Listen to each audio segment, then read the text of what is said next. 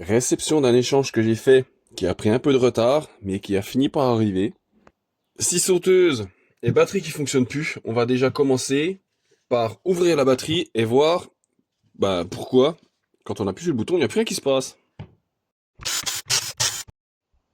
Alors, qu'est-ce qui arrive à la cocotte? Pourquoi? Alors, il n'y a plus rien. C'est... est-ce que... je crois bien que c'est simplement le fusible, hein. Alors, petit contact. Oh, c'est magique. Ah merde, je vais pas y arriver. Alors, voyons, s'allume. Je vais prendre la tension parce qu'elle doit être super basse. Bah oui, mais si je prends la tension, si je fais pas contact avec les fusibles. Alors, combien on a? 16. Alors, on a 16. Alors, ce que je vais faire, c'est que je vais prendre la tension de chaque accu, parce que c'est la 16, c'est possible que ça soit décalé. Donc, on va regarder s'il n'y a pas un décalage. Alors, donc là, nous avons 3,20. C'est vrai qu'on est faible quand même, hein. 3,22. 3,20. Donc, à mon avis, on est bon. 3,10. À peine de décalage. C'est là, il faudra que je la remonte un poil à un chouille. Mais de toute façon, je vais voir, alors, en la rechargeant simplement en mode balance sur le chargeur, voir si ça arrive à remonter gentiment. Donc, j'ai juste à refaire le fusible ici, et c'est reparti mon kiki. Quand vous voulez mettre un fusible par-dessus, il faut impérativement prendre une petite meuleuse comme ça, et gratter. C'est impératif. Si vous le faites pas, l'étain ne tient pas.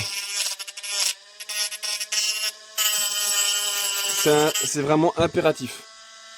Vous y mettez un fusible entre 30 et 50 ampères, parce que bon, quand on met sur une meuleuse, ça tire 50 ampères, donc un 30 ampères est susceptible de péter.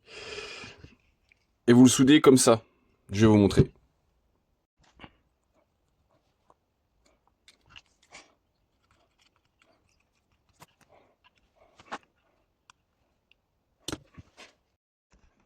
Le fusible est soudé.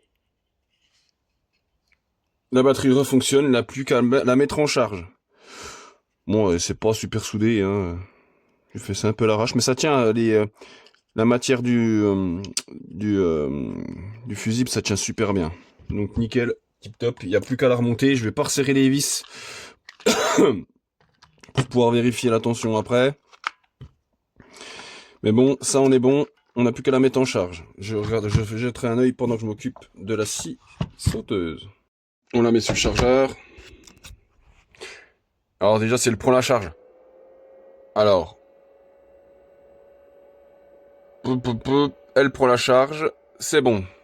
Clignotement rouge, ça veut dire qu'elle a une tension très basse. Allez, maintenant on s'occupe de ça. Je vais pas l'ouvrir tout de suite, mais je vais lui donner quelques astuces pour voir si d'où vient le problème sans la démonter.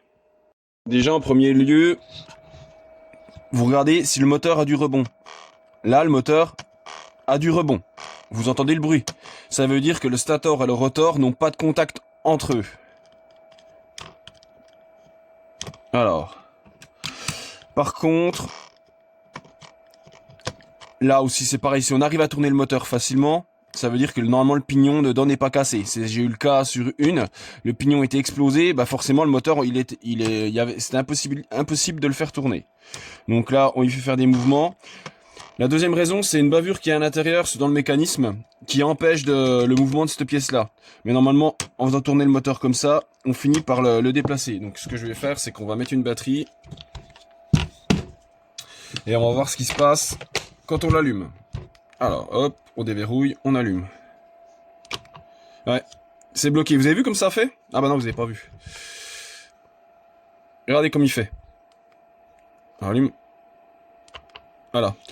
Il part en avant. Ça veut dire qu'il y a une contrainte. Ah, de toute façon, on le voit, hein. Donc, obligatoirement, je suis presque sûr à 100%. Alors, ce que je vais faire tourner le truc jusqu'à ce que ça remonte.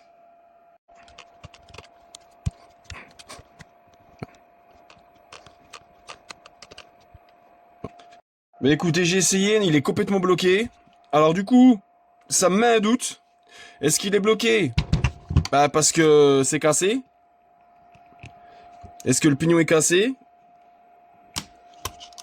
Alors ça, sans l'ouvrir, c'est impossible de savoir par contre. Donc quand il y a du rebond, ça veut dire que le moteur n'a pas de problème.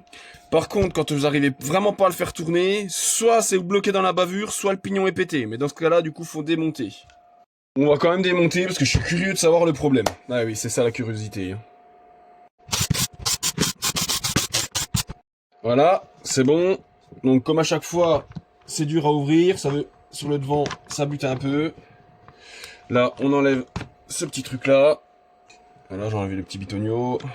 Hop, je laisse les vis dedans, je m'emmerde pas. Donc là, comme prévu. Alors, je vais essayer de démonter cette partie. Oh là là, pignon blindé de colle. Oh putain, j'arriverai pas à démonter le connecteur. Oh, bon, il faudra que je laisse ça à proximité. Donc on va sortir le mécanisme. Après, c'est pas bien compliqué, hein, il faut juste que je fasse gaffe. C'est le fil de la lampe.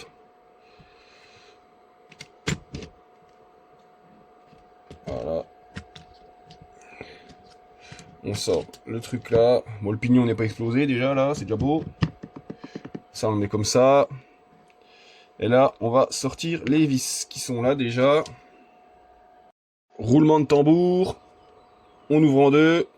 Surprise. Ah, je suis rassuré, c'est pas le pignon qui a explosé. Mais vous vous rendez compte que la contrainte, ah ouais, c'est un truc de fou. Hein. Ah ouais, c'est la bavure, comme d'habitude. Ici. Ah, une bavure de dingue. Donc dans la prochaine vidéo, je suis désolé, je le ferai pas maintenant, j'ai vraiment pas le temps. Je vous fais ça, la réparation. Donc j'aurais pensé qu'en forçant un petit peu, ça allait sortir de la bavure sans démonter. Finalement non, il faut impérativement démonter. Et c'est encore cette éternelle bavure qui pose problème. C'est juste un truc de ouf. Sur ce, je vous souhaite à tous une bonne soirée et un bon week-end si on se revoit pas. Allez, tchuss!